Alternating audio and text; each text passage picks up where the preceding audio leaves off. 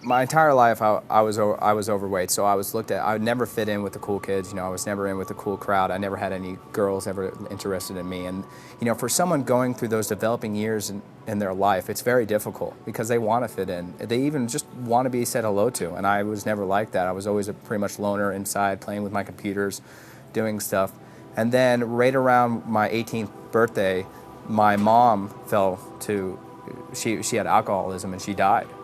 And at that point, I really fell into a deep, dark depression. And the weight came on, and then they started talking about if you don't change the way you live, you're really going to have serious, serious issues.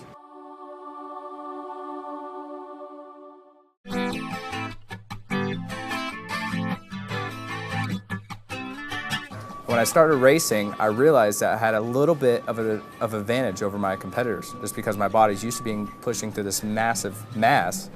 And when I started riding a bike, I was over 300 pounds. And then a year later, I'm down to 250. And then a year later, I'm down to 200.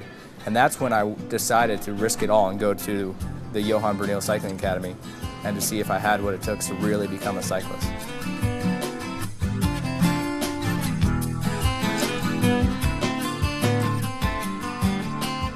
Once I arrived, they looked at me like, whoa, this is going to be some work. My first season in Europe wasn't ideal. However, at the end of my stay, I told them my story, and then they said, okay, we want to work with you again. And when I came back the following year, I was ready to go. I was a real cyclist. When I was obese, I probably ate 6,000 to 7,000 calories a day. Just, people tend to stress eat, and I was definitely a stress eater or a depression eater. It was a way of me kind of getting through the day. I would look forward to the next meal, and I would just gorge myself.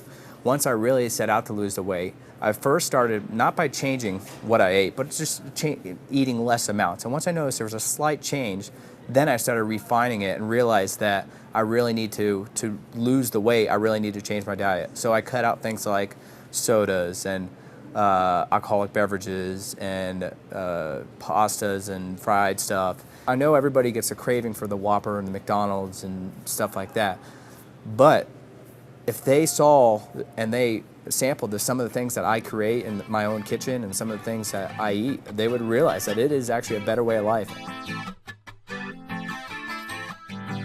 To the young people out there, I would say don't ever accept things for the way they are. If I can change my destiny, anybody can change their destiny. Even when I played high school football, my teachers, even my own parents, they said I would never achieve anything like I'm achieving today, especially with the bike. So every time I'm on the bike, I really think about proving them wrong.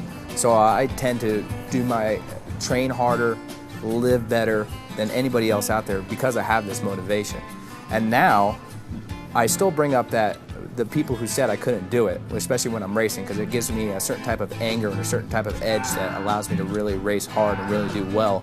And that is what I think about on the bike, and that is why I wake up every morning and get on the bike.